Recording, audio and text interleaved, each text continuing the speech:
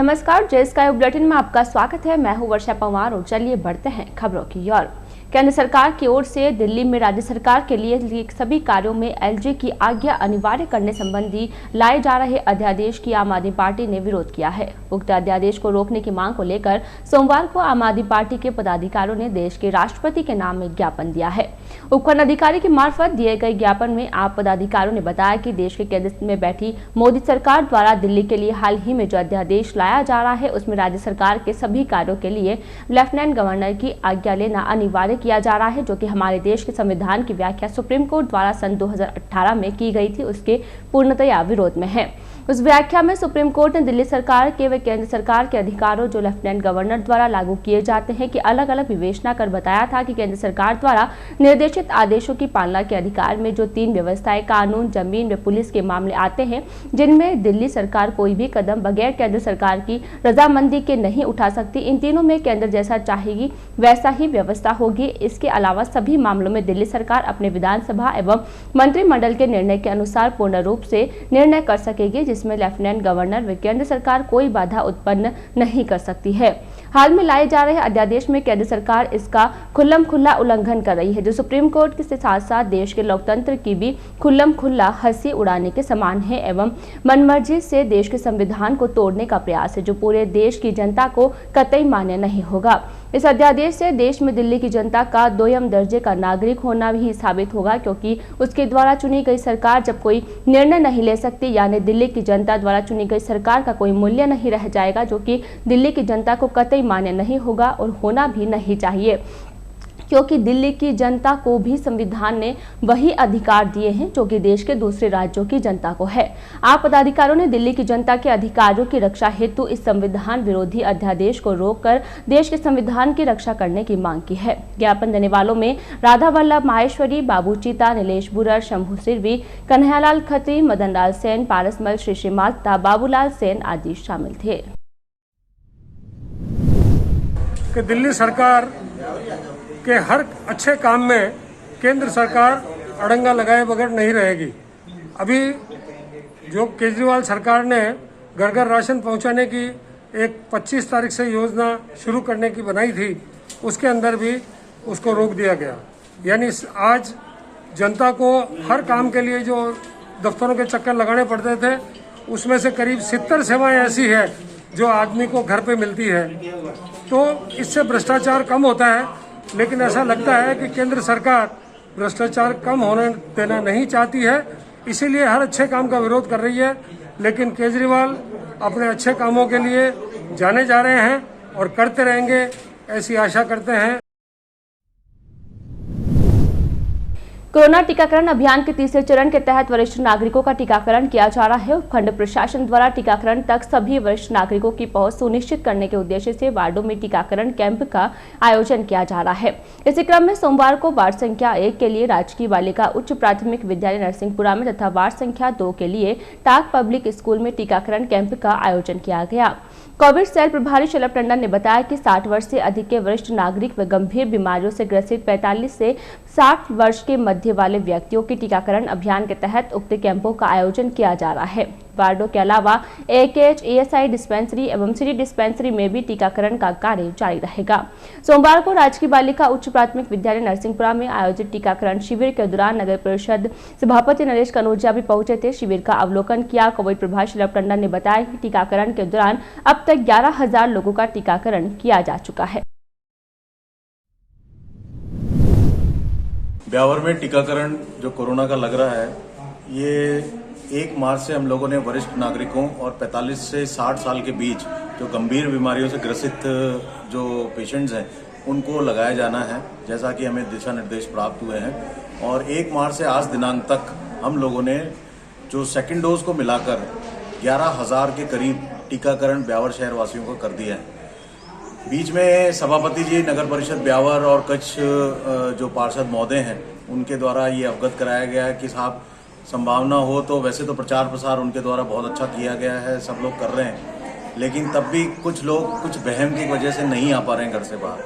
तो एक प्रयास किया जाए कि कुछ हम वार्ड तक भी पहुंचें। तो इसी क्रम में आज मैं यहाँ पर 1 नंबर वार्ड में राजकीय बालिका उच्च प्राथमिक विद्यालय नरसिंहपुरा में हूँ और जैसा कि आपको सभी न्यूज़पेपर्स और सब में पता लग रहा है कि कोरोना का दूसरा दौर चालू होने वाला है, तो इसमें हम लोगों को सावधानी सतर्कता बहुत ज़्यादा ज़रूरी है। तो कृपया करके आप जब भी घर से बाहर निकलें मास्क पहन के निकलें। अखिल भारतीय विद्यार्थी परिषद के पदाधिकारियों ने कॉलेज विद्यार्थियों की विभिन्न समस्याओं को लेकर सोमवार को एसडी कॉलेज प्राचार्य से मुलाकात की। इस दौरान पदाधिकारियों ने एक ज्ञापन देकर प्राचार्य को ध्यान समस्याओं की ओर आकर्षित करते हुए शीघ्र ही समस्या समाधान की मांग की। इस दौरान पदाधिकारियों ने बताया कि विद्यार्थियों की विभिन्न समस्याओं को लेकर पूर्व में भी ज्ञापन दिए गए, लेकिन आज तक इस ओर ध्यान नहीं दिया गया है। ज्ञापन में विज्ञान में भौतिक संकाय में अब तक अध्यापन शुरू नहीं होने, महाविद्यालय के अधिकांश संकायों के भवन जीर्ण शीर्ण होने के बाद भी अब तक मरम्मत नहीं करवाने के चलते बढ़ती हादसों की आशंकाएं, पीने के पानी के लिए बनाई गई कॉलेज की सभी प्याऊ को चालू करवाने, अंग्रेजी साहित्य में अध्यापन शुरू करवाने, द्वितीय तथा तृतीय वर्ष के विद्यार्थियों को मिलने वाली सीएम छात्रवृत्ति का भुगतान करवाने की मांग की है। साथ ही विद्यार्थियों के आईडी कार्ड जारी करवाने की भी मांग की गई। मुलाकात करने वालों में तनय कपूर, अर्चित कुमट, गजेंद्र रावत, रविकांत जावा, जितेंद्र सागावास, मोहित सोड़ा, नमन राठी, सुनील हरियाणा, आत्माराम मीणा, हरीश कुमार, बंटी राठौर, नरसिंह जांगीर तथा धीरज साहू आदि शामिल थे। प्रशासन को उनको वापस विभिन्न समस्याओं को लेकर ज्ञापन दिया गया है। साथ ही उनको 7 दिन का समय दिया गया। अगर स्थानीय समस्या 7 दिन के अंदर निराकरण नहीं होता है तो अखिल भारतीय विद्यार्थी परिषद की ओर से धरना प्रदर्शन किया जाएगा, जिसकी समस्त जिम्मेदारी कॉलेज प्रशासन की होगी। प्रदेश में रविवार से एक नया पश्चिमी विक्षोभ सक्रिय हुआ है। वायुमंडल के निचले स्तरों में राज्य के आसपास एक परिसंचरण तंत्र बना हुआ है। इस सिस्टम के असर से प्रदेश में आंधी तूफान की संभावना प्रबल हो गई है। उधर विक्षोभ के असर के कारण रविवार देर शाम को आसमान में धूल भरी तेज हवाएं चलने लगी। हवाओं के असर के चलते हर तरफ धूल ही धूल वातावरण में छाने लगी। इसी का असर रहा कि रविवार देर रात से ही आसमान में धूल के गुब्बारे छाए रहे। धूल के गुब्बार के कारण सोमवार सुबह से ही आसमान से धूल बरसने लगी, जिसके कारण हर तरफ धूल ही धूल दिखाई दे रही थी। धूल के कारण थोड़ी दूर तक ही दिखाई दे रहा था। धूल के गुब्बार के कारण वाहन चालकों को वाहन संचालन में परेशानियों का सामना करना पड़ रहा था। उधर घरों में हर तरफ धूल ही धूल होने के कारण गृहिणियों को भारी परेशानियों का सामना करना पड़ा। गृहिणियां झाड़ू लेकर दिन भर घर की साफ सफाई में जुटी रही। सिस्टम के असर से आगामी 2 दिन तक मौसम में बदलाव होगा। उधर सोमवार को दोपहर के समय आसमान से बरसात के रूप में राहत बरसी। दोपहर के समय अचानक से परिवर्तित हुए मौसम के बाद तेज बूंदों के साथ बरसात होने लगी। बरसात के बाद आसमान से धूल का गुबार कम हो गया और मौसम सुहाना हो गया। महात्मा ज्योतिबा फुले युवा सामाजिक शिक्षण समिति की आम बैठक का आयोजन सोमवार को किया गया। समिति सचिव गौतम पहलवान बबलू चौहान ने बताया कि बैठक में महात्मा ज्योतिबा फुले युवा सामाजिक शिक्षण समिति तत्वावधान में पूर्व में जो महात्मा ज्योतिबा फुले द्वार का निर्माण कार्य चल रहा है उसे जल्द ही पूरा करने की रूपरेखा बनाई गई। समिति अध्यक्ष बद्री सामरिया ने बताया कि बैठक में 11 अप्रैल को महात्मा ज्योतिबा फुले जयंती को बड़े ही धूमधाम से मनाने के लिए युवाओं से चर्चा की गई तथा सर्वमाली समाज ब्यावर द्वारा निर्माणाधीन महात्मा ज्योतिबा फुले को जल्द से जल्द पूर्ण करने के पर विचार विमर्श किया गया। बैठक में पूर्व अध्यक्ष पूरन दगदी, पार्षद विकास दगदी, मनोज तंवर, नीरू, बबलू चौहान, नवीन भाटी, नवल चौहान, महेंद्र चौहान, जेपी चौहान, सचिन गहलोत तथा जगदीश साकला सहित समाज के युवा उपस्थित थे। महात्मा ज्योतिबा फुले युवा सामाजिक शिक्षण समिति की एक बैठक संपन्न हुई। बैठक में विभिन्न विषयों को लेकर चर्चा हुई।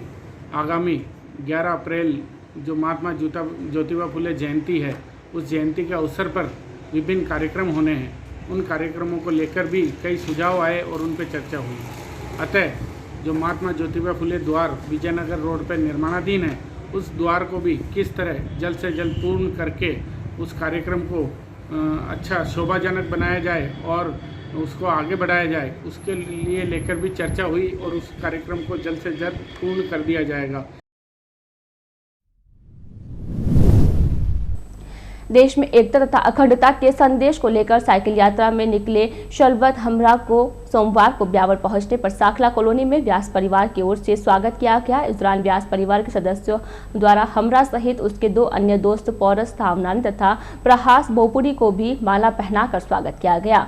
हमरा के यह दोनों दोस्त उसके साथ बाइक पर सवार करते हुए चलते हैं और यात्रा मार्ग की पूरी तैयारी करते हैं। सोमवार को व्यास परिवार के यहाँ स्वागत के दौरान साइकिल यात्री हमरा ने बताया कि 7 वर्ष पूर्व उसने अपने एक दोस्त के साथ साइकिल यात्रा करने की योजना बनाई थी, लेकिन किसी कारणवश उस समय यात्रा शुरू नहीं कर पाए। उसने बताया कि जीवन का कोई भरोसा नहीं। थीम को ध्यान में रखते हुए उसने निश्चय किया कि इस काम को जितना जल्दी हो शुरू कर लेना चाहिए। इसी के चलते हमरा ने इसी वर्ष 1 मार्च को श्रीनगर से कन्याकुमारी तक के लिए साइकिल यात्रा शुरू की। इस दौरान उसके यह 2 दोस्त भी बाइक लेकर साथ निकल पड़े। मूल रूप से श्रीनगर निवासी हमरा जयपुर में पढ़ाई कर रहे हैं। उन्होंने बताया कि इस दौरान उनकी मुलाकात ब्यावर निवासी प्रतीक तथा प्रेरित से हो गई, जिससे मिलने से वे आज ब्यावर आए हैं। श्रीनगर से कन्याकुमारी तक की यात्रा के दौरान हमरा करीब 4500 किलोमीटर साइकिल चलाएंगे। वर्तमान में उन्होंने 1400 किलोमीटर का सफर तय कर लिया है। यात्रा के अनुभव बताते हुए हमरा ने बताया कि रास्ते में अब तक सभी अच्छे लोगों से मुलाकात हुई है। यात्रा के दौरान सामने आने वाली परेशानियों के प्रति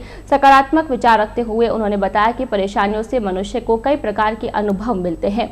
देश की एकता तथा अखंडता को यात्रा का उद्देश्य बताते हुए हमरा ने कहा कि इस बहाने देशवासियों से मिलने का मौका मिलेगा। व्यास परिवार के यहाँ स्वागत के दौरान विनोद व्यास, श्रीमती इंदु व्यास, इंदिरा व्यास, नमन वर्मा तथा यशोदा कुमावत आदि उपस्थित थे।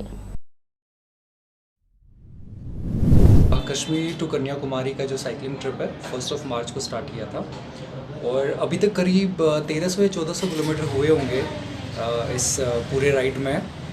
और 7 साल पहले मैं और मेरा एक फ्रेंड हम सोचे थे इस कश्मीर टू कन्याकुमारी करने का, लेकिन हो नहीं पाया। तो इस बार मैंने सोचा कर लेता हूँ, क्योंकि लाइफ का कुछ पता नहीं होता है, तो जो भी मन में होता है वो कर लेना चाहिए। और ऐसा कोई पर्टिकुलर उद्देश्य था नहीं, पर मुझे ये लगता है कि अगर हम ऐसे साइकिल राइड करते हैं तो हम और भी ज़्यादा लोगों से मिल पाते हैं अपने देश के, और ज़्यादा देश को अच्छे से समझ पाते हैं। तो लगता है कि एकता बड़ी रहती है उससे। और ब्यावर में मेरे फ्रेंड्स रहते हैं, प्रतीक सर और प्रेरित, तो मैं उन्हीं के यहाँ पे हूँ। मतलब काफ़ी सारी चीज़ें होती है, एकता भी उसमें से एक चीज़ है। अपनी मानसिक शक्ति और अपनी फिज़िकल जो कैपेसिटी है बॉडी की, वो भी है। काफ़ी सारी चीज़ें आप जोड़ सकते हो इस पर्टिकुलर चीज़ को लेके।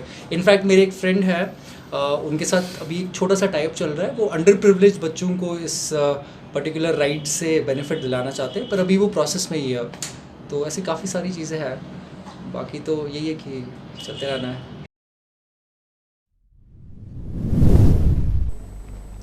अजमेर रोड राष्ट्रीय राजमार्ग सदर थाने के समीप देर रात को एक चलती कार में अचानक शॉर्ट सर्किट होने से आग लग गई। देखते ही देखते आग ने पूरी कार को अपनी चपेट में ले लिया। कार पूरी तरह से जलकर खाक हो गई। इस दौरान कार में सवार 2 लोगों ने कूदकर अपनी जान बचाई। घटना की जानकारी मिलते ही हाईवे टीम के देवेंद्र सिंह और यशपाल मौके पर पहुंचे था आग पर काबू पाने का प्रयास किया, साथ ही दमकल को भी सूचना दी। सूचना मिलने के बाद दमकल कर्मी मौके पर पहुंचे तथा कड़ी मशक्कत के बाद आग पर काबू पाया जा सका, लेकिन तब तक पूरी कार जलकर राख हो गई। घटना के अनुसार देर रात को जयपुर के मोती डूंगरी निवासी मुकेश कुमार शर्मा अपने साथी आनंदपुरी के साथ अपनी कार संख्या RJ 24A0789 में सवार होकर ब्यावर से जयपुर की ओर जा रहा था। इसी बीच जब वह सदर थाने के समीप राष्ट्रीय राजमार्ग से गुजर रहा था, इस दौरान आगे चल रहे एक ट्रेलर चालक से अचानक ब्रेक लगा दिए, जिसके कारण मुकेश ने भी अपने कार के ब्रेक लगा दिए। इस दौरान मुकेश की कार के इंजन में अचानक शॉर्ट सर्किट हो गया और कार में आग लग गई और देखते ही देखते भीषण आग ने कार को चपेट में ले लिया। यह तो गनीमत रही कि हादसे में किसी तरह से कोई जनहानि नहीं हुई। शहर के मेवाड़ी गेट बाहर स्थित पन्ना कॉलोनी में रविवार को सुस्मानी माता भक्त मंडल मुंबई की ओर से लाइन भक्ति कार्यक्रम का आयोजन किया गया। पन्ना कॉलोनी निवासी पूर्व पार्षद श्रीमती मंजू डोसी के निवास पर आयोजित भक्ति कार्यक्रम के दौरान गायक कलाकार अरिहंत कांकरिया ने सुस्मानी माता के दरबार में एक से बढ़कर एक भजन प्रस्तुत किए। भजनों की प्रस्तुतियों पर उपस्थित श्रोताओं ने जमकर नृत्य किया। कार्यक्रम के दौरान भक्ति के लाभार्थी परिवार के सदस्य श्रीमती चंद्रा देवी, श्रीमती मधु, भरत, ललिता, सुशील, दिव्यानी, कनिका तथा रजत आदि उपस्थित थे। मालूम हो कि उक्त भक्ति कार्यक्रम का सोशल मीडिया पर लाइव प्रसारण किया गया, जिसे देश के कई हिस्सों में दिखा गया। साथ ही जय स्काई न्यूज चैनल पर भी लाइव प्रसारित किया गया। राजस्थान राज्य पथ परिवहन निगम सांख्यिकी शाखा मुख्यालय जयपुर ने प्रति वाहन प्रतिदिन सर्वाधिक आय अर्जित करने पर अजमेर जोन के ब्यावर आगार को journal depot of the month घोषित किया है। अध्यक्ष प्रबंधक निदेशक राजेश्वर सिंह की ओर से 19 मार्च को जारी आदेशों में ब्यावर आगार को फरवरी माह में उक्त उपलब्धि हासिल करने पर journal depot of the month घोषित किया है। ब्यावर आगार के डिपो मैनेजर ML मीणा ने बताया कि मुख्यालय की ओर से डिपो को journal depot of the month घोषित किया है। उन्होंने बताया कि आगार ने फरवरी माह में 7,66,000 10,000 किलोमीटर का संचालन करते हुए कुल 2 करोड़ 79 लाख रुपए का राजस्व अर्जित किया है। मीणा ने बताया कि इस दौरान डिपो ने प्रतिदिन प्रति वाहन 14,798 रुपए की कमाई की है। माह फरवरी 2021 में डिपो को जोनल ऑफ द डिपो घोषित किया गया तरफ से आगार द्वारा टोटल 7,67,000 किलोमीटर का संचालन करते हुए टोटल 2 करोड़ 79 लाख रुपए की इनकम का यात्री भार अर्जित करते हुए टोटल यात्री भार 90 का यात्री भार अचीवमेंट किया गया। वो टारगेट से +2 का अपना आंकड़ा है।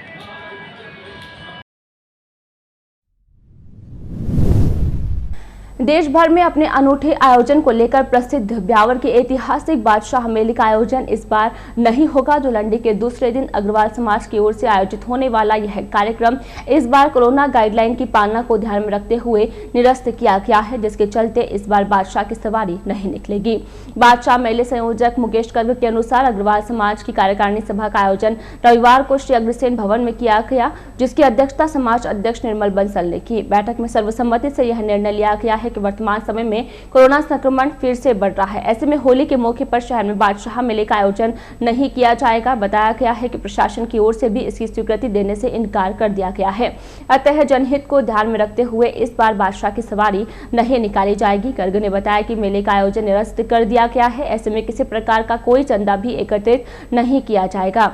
उन्होंने सभी से आग्रह किया है कि बादशाह मेले के नाम पर कोई भी किसी को भी चंदा नहीं दे। ज्ञात रहे कि बादशाह मेले के विधिवत आयोजन को लेकर समाज की ओर से इस बार मेले के लिए मुकेश गर्ग का मेला संयोजक भी नियुक्त कर दिया गया था, लेकिन प्रशासन की अनुमति नहीं मिलने से मेला निरस्त कर दिया गया है। उधर श्री तेली जाति सभा भवन ब्यावर की ओर से जारी एक प्रेस विज्ञप्ति के अनुसार कोरोना गाइडलाइन के अनुपालन में हर वर्ष होने वाले घूमर गेर नृत्य को कैंसिल करने का निर्णय लिया गया है।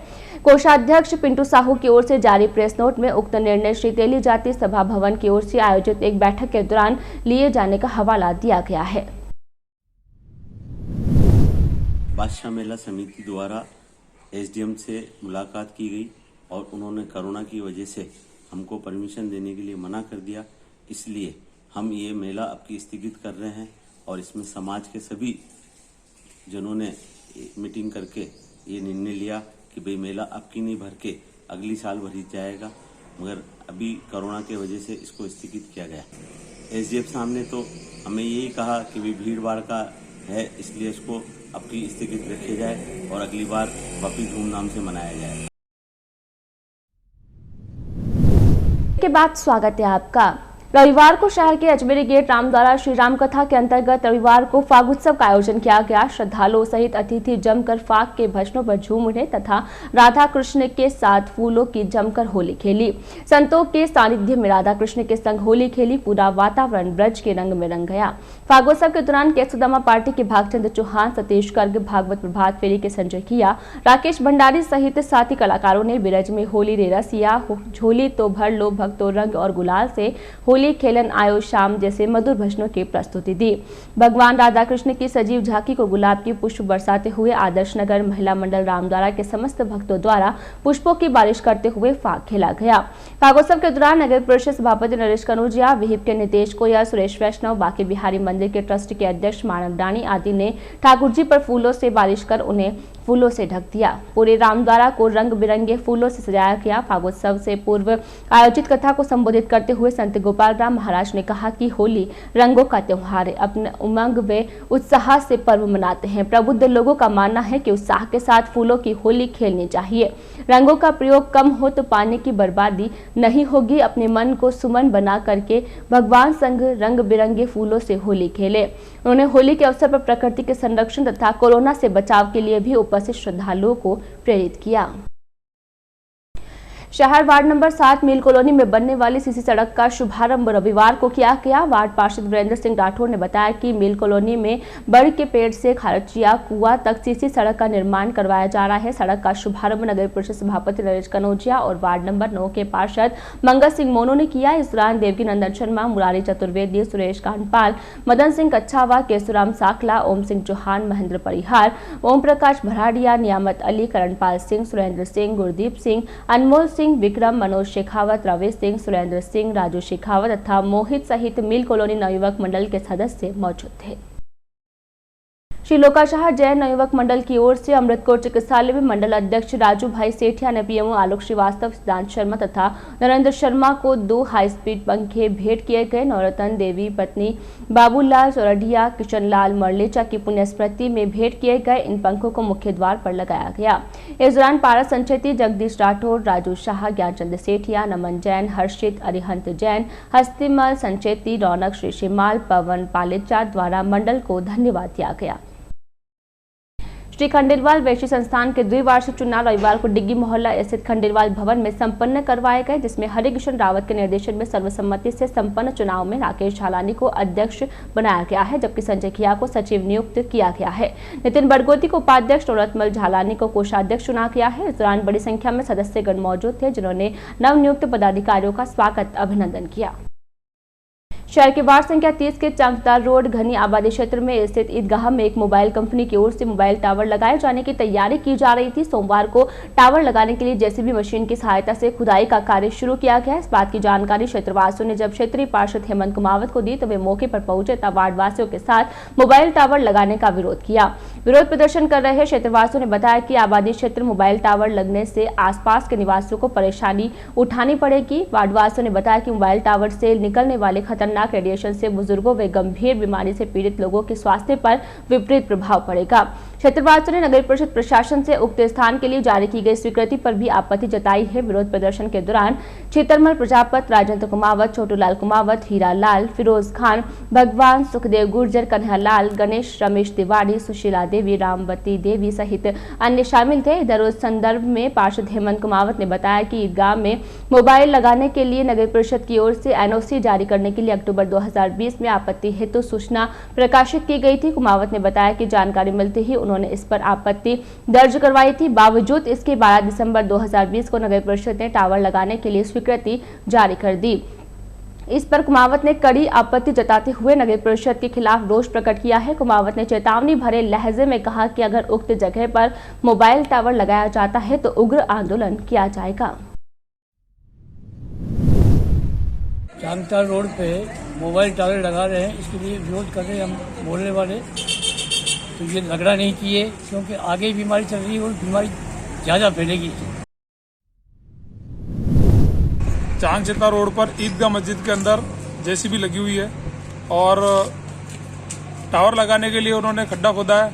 आम पब्लिक का विरोध है। नगर परिषद द्वारा जो एनओसी दी गई है वो गलत दी गई है। अखबार में जब इसकी आम सूचना आई, उस पर आपत्ति मांगी गई, तब मैंने क्षेत्रीय पार्षद होने के नाते तुरंत आपत्ति लगा दी। मैंने 9 अक्टूबर 2020 को आपत्ति लगा दी। उन्होंने दिसंबर में दिसंबर में उन्होंने उसको 2020 में दिसंबर में एनओसी जारी कर दी। तो फिर उन्होंने आपत्ति पर क्या किया? आपत्ति की रिसीव्ड मेरे पास है, आपत्ति का पूरा लेटर मेरे पास है। यहाँ पर किसी भी स्तर तक, जबकि मैंने स्पष्ट खुली चेतावनी दी है कि किसी भी स्तर तक हम इस पर विरोध करेंगे। इस जगह टावर नहीं लगेगा। आसपास का एरिया बहुत घनी आबादी का है। कोरोना की वजह से वैसे ही लोग बहुत परेशान हैं। आम जनजीवन जो है उनकी हालत खराब है, बूढ़े बुजुर्ग रहते हैं। इसलिए नगर परिषद को इस एनओसी को कैंसिल कर देना चाहिए, नहीं तो इसका आंदोलन आगे से आगे बढ़ता जाएगा। भारतीय रेलवे की महत्वाकांक्षी योजना डेडिकेटेड फ्रेट कॉरिडोर के तहत न्यू किशनगढ़ से मारवाड़ खंड के बीच सोमवार को इलेक्ट्रिक लोको पावर का पहला ट्रायल सफलतापूर्वक संपन्न हुआ। ट्रायल के रूप में इलेक्ट्रिक लाइन की जांच के लिए इलेक्ट्रिक ट्रायल बस को चलाया गया, जो पूरी तरह से सफल रहा। जानकारी के अनुसार डीएफसीसी प्रोजेक्ट के तहत राजस्थान में 535 किलोमीटर ट्रैक बिछाया गया है, जिसके तहत न्यू किशनगढ़ से मारवाड़ तक की दोहरीकृत मार्ग के साथ इलेक्ट्रिक लाइन भी डाली गई है, जिससे ट्रेनों का संचालन डीजल लोको के स्थान पर इलेक्ट्रिक लोको के माध्यम से किया गया। शनिवार को डीजल लोको के सफल ट्रायल के बाद सोमवार को अप एवं डाउन दोनों लाइनों पर सामान्य गति पर इलेक्ट्रिक लोको इंजन के द्वारा ट्रायल किया गया। ट्रायल के तहत न्यू किशनगढ़ से अप लाइन पर पहले मदार बाईपास से ब्यावर सोजा सिटी से मारवाड़ के बीच ट्रायल किया गया। उसके बाद डाउन लाइन पर मारवाड़ से वाया सोजा सिटी ब्यावर मदार से न्यू किशनगढ़ तक ट्रायल सफलतापूर्वक संपन्न किया गया।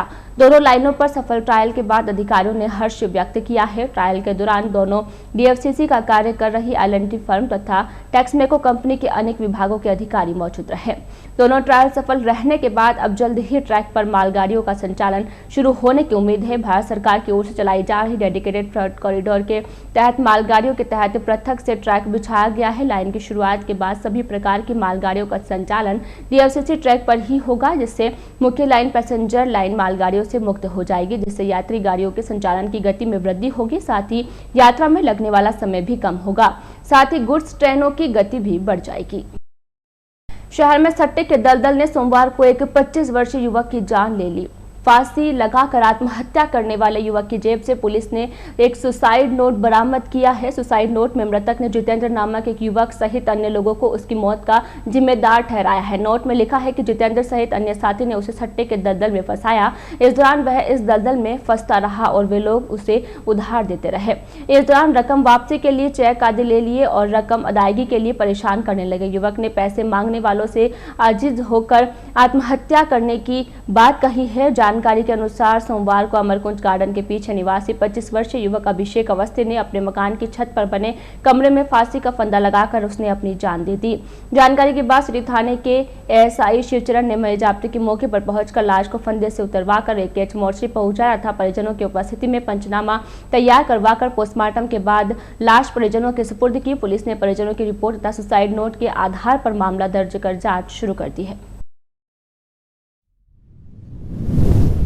दिनांक 22/3/2021 को समय करीबन 2-2:30 बजे के आसपास सूचना मिली कि अमरकुंज गार्डन के पीछे एक मकान में एक व्यक्ति ने फांसी लगा ली है, जिस पर मैं तथा जाब्तार जीप के मौके पहुंचा, जहां पर अभिषेक अवस्थी नाम के लड़के ने अपने मकान के अंदर दूसरी मंजिल पर फांसी लगाया लटका हुआ था, जिसको मौका जाकर के देखा गया। उसकी फोटोग्राफी की गई। फिर इसके बारिश आने के साथ में लाश को उतरवाया गया। लाश को लेकर के पोस्टमार्टम हॉस्पिटल लेके आया। हॉस्पिटल डॉक्टर साहब को दिखाया। डॉक्टर साहब ने मृतक को मृत घोषित किया। लाश को लेकर चीरगढ़ में रखवाया गया। परिवारजनों की लिखित रिपोर्ट पर थाने पर मुकदमा धारा 306 IPC में मुकदमा दर्ज हुआ है। अभियुक्त कोई जितेंद्र साहू बताते हैं, साहू नाम का है, और अभी लाश का पोस्टमार्टम कराया जा रहा है। बाद पोस्टमार्टम के लाश वारिसन को सुपुर्द की जाएगी। और वो सुसाइड नोट मिला है, उसमें ये लिखा है कि भाई जितेंद्र साहू और एक और है, वो जो मेरे को सट्टे के कारोबार में फंसाया था तथा मेरे से पैसे मांगते थे और मेरे से चेक भी ले लिए मेरे पिताजी के। उसके अलावा भी 2 साल से मेरे को परेशान कर रहा था, इसलिए इस तरह का सुसाइड नोट मिला है जो पुलिस ने मौके। उपखंड अधिकारी श्वेता चौहान ने सोमवार को ग्राम पंचायत में चल रहे टीकाकरण शिविरों का औचक निरीक्षण किया। इस दौरान उन्होंने ग्राम पंचायत कोटड़ा, काबरा, दुर्गावास एवं किशनपुरा में चल रहे कोरोना टीकाकरण शिविरों की व्यवस्थाओं का जायजा लेते हुए उपस्थित चिकित्सा कर्मियों व कर्मचारियों को आवश्यक दिशा निर्देश भी प्रदान किए। उन्होंने कहा कि सभी कार्मिक व ग्रामवासी समन्वित प्रयास के माध्यम से सभी वरिष्ठ नागरिकों का टीकाकरण किया जाना सुनिश्चित करें। चौहान ने टीकाकरण शिविरों के प्रभारी अधिकारियों को आमजन तक शिविरों की जानकारी पहुँचाने के निर्देश भी दिए। उन्होंने टीकाकरण कराने आए वरिष्ठजनों से भी बातचीत की। उपखंड अधिकारी ने बताया कि तय कार्यक्रम के अनुसार उपखंड की सभी ग्राम पंचायतों में टीकाकरण शिविरों का आयोजन किया जाएगा। इस दौरान ग्रामीण क्षेत्रों में रहने वाले 60 वर्ष से अधिक के व्यक्तियों का टीकाकरण किया जाएगा। नगर परिषद के वार्ड संख्या 9 के भारतीय जनता पार्टी के पार्षद मंगल सिंह मोनो ने सोमवार को नगर परिषद आयुक्त झब्बर सिंह से मुलाकात की। मुलाकात के दौरान पार्षद मोनो ने नगर परिषद द्वारा लेआउट स्वीकृति कॉलोनियों का गृह कर में नामांतरण दर्ज करवाने की मांग की है। साथ ही नगर परिषद की ओर से निकाली जाने वाली आम सूचना को पहले की भांति निकालने तथा ऑनलाइन आपत्ति नहीं मांगने की मांग की है। मुलाकात के दौरान पार्षद मोनो ने बताया कि नगर परिषद के पेराफेरी क्षेत्र में जो भी कॉलोनियां जिनका लेआउट पास है वे मकान व प्लॉट एक से दूसरी जगह बिक चुके हैं, उनका नामांतरण नगर नगर परिषद में दर्ज नहीं होता है, जिसके कारण नगर परिषद को राजस्व का नुकसान उठाना पड़ता है। साथ ही नामांतरण के अभाव में प्लॉट होल्डर्स तथा मकान मालिकों को भारी परेशानियों का सामना करना पड़ रहा है। पार्षद मंगल सिंह ने बताया कि जब नगर परिषद कॉलोनियों का लेआउट स्वीकृत करती है तो फिर नामांतरण क्यों नहीं किया जा रहा है। ऐसा करके परिषद इन कॉलोनियों में रहने वाले लोगों के साथ भेदभाव कर रही है। पार्षद ने आयुक्त से इन कॉलोनियों में नामांतरण नगर परिषद में दर्ज कर उन्हें राहत दे ताकि नगर परिषद का राजस्व भी बढ़ सके। आज उस ज्ञापन के अंदर जो पेराफेरी क्षेत्र के अंदर जो कॉलोनी है जिनका लेआउट पास है उनको पट्टे और मकान में बन चुके हैं, लेकिन उनका किसी का भी नगर परिषद के अंदर गृह कर सका है उसके अंदर नामांकन दर्ज नहीं होता है। जबकि अपन ने उनसे सारी सुख सुविधा जो अपन को अब नगर परिषद दे रही है उसके बावजूद गृह कर में नाम नहीं होने से उनको बहुत परेशानी का सामना करना पड़ता है और इससे नगर परिषद की आय को भी नुकसान हो रहा है। तो मेरा आयुक्त महोदय और सभापति महोदय से निवेदन है कि जितनी भी लेआउट पास है पट्टे दिया जाए जिससे उन लोगों को राहत मिले, नगर परिषद की आय बढ़े। उसके अलावा नगर परिषद ने भी एक आम सूचना को लेके एक ऑनलाइन सिस्टम चालू किया, राज्य सरकार को आया होगा। उसके अंदर एक आदमी पहले फाइल लगावे, फाइल लगाने के बाद उसके पैसे जमा हो जाएंगे, फिर उसकी आपत्ति निकाली जाएगी। उससे ये होगा कि उसकी आपत्ति लगी तो उसके पैसे सारे के सारे खराब चले जाएंगे, वो पैसे उसके किसी काम में ना उसको वापस मिलेंगे ना काम में आएंगे। तो मैंने इसके लिए भी उनमें लिखित में दिया है कि साहब इसको जैसे पहले चल रहा था अखबार के अंदर जो आम सूचना जारी की जाती थी उसी तरीके से रखा जाए।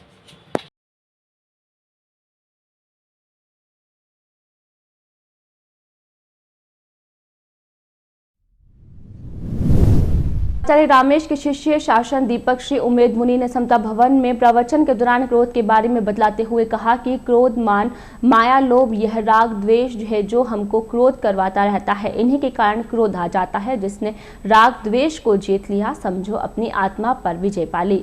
मोक्ष जाना तो सभी चाहते हैं परंतु मोक्ष मार्ग पर कोई नहीं चलना चाहता। संत ने कहा कि हमारा दिमाग तिजोरी के समान है जिसके अंदर अमूल्य हीरे मोती भरे हैं, क्योंकि कंकर पत्थर के अलावा फालतू चीजें क्रोध, मान, माया, लोभ यह कोई नहीं भरना चाहता।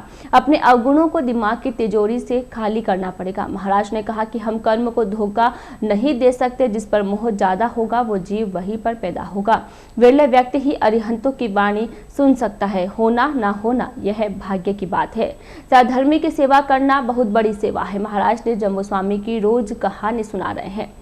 आज के इस बुलेटिन में फिलहाल इतना ही। पूरी टीम के साथ दीजिए इजाजत, फिर मिलेंगे। नमस्कार।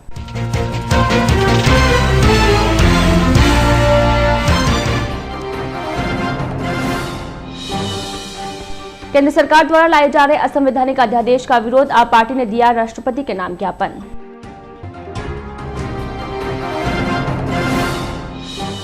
विभिन्न समस्याओं को लेकर एबीवीपी ने की प्राचार्य से मुलाकात, ज्ञापन देकर समस्याओं के समाधान की रखी मांग।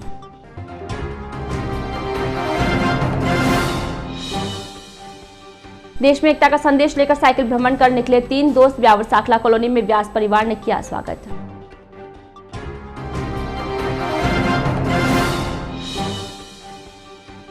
और घनी आबादी क्षेत्र में मोबाइल टावर लगाने की तैयारी, पार्षद के सानिध्य में क्षेत्रवासियों ने किया विरोध प्रदर्शन।